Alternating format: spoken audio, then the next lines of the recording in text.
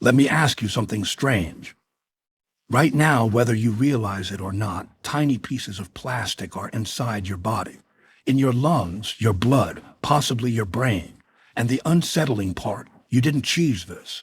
None of us did. This is the story of microplastics, and it's one of the most important stories of our time.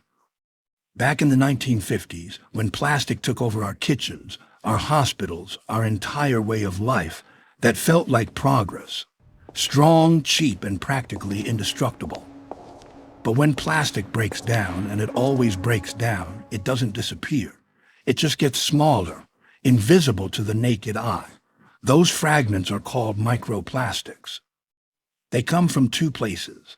Some are manufactured tiny on purpose, microbeads in your face wash or toothpaste.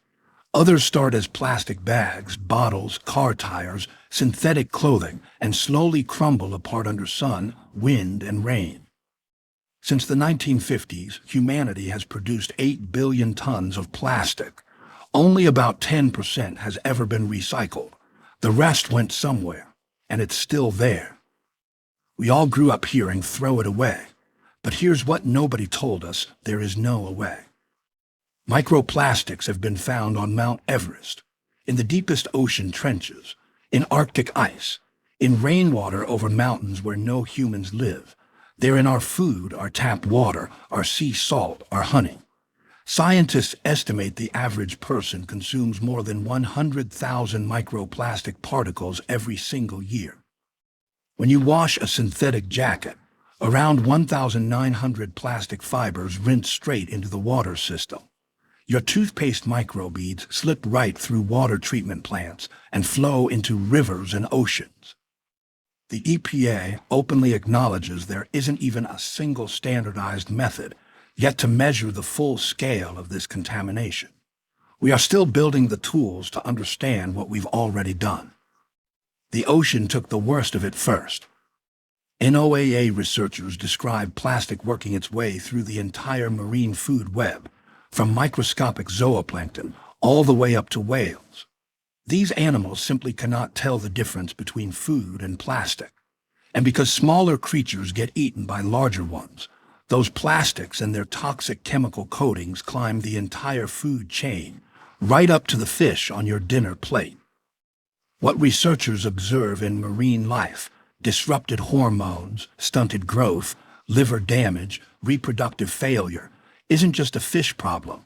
It's a warning.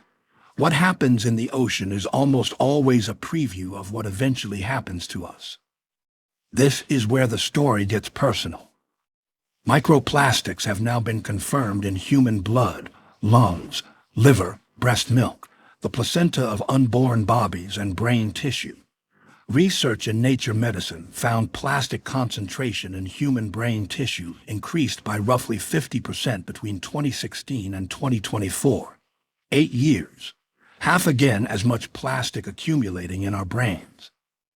A 2024 study in the New England Journal of Medicine found heart patients with plastic in their arterial plaque were 4 times more likely to suffer a heart attack or stroke.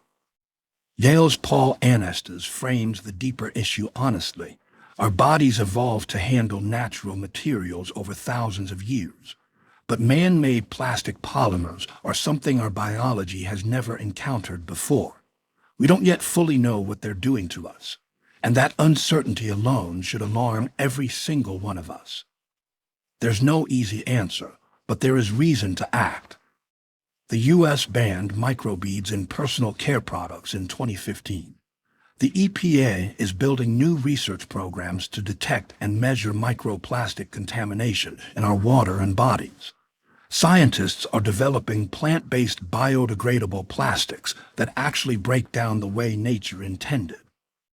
On your own level, switch to glass or metal containers. Filter your tap water. Use a microfiber-catching laundry bag. Cut single-use plastic where you can. These aren't small gestures. Multiplied across millions of people, they genuinely matter. But the bigger change must come from industry and policy. Plastic was a design choice. It can be redesigned.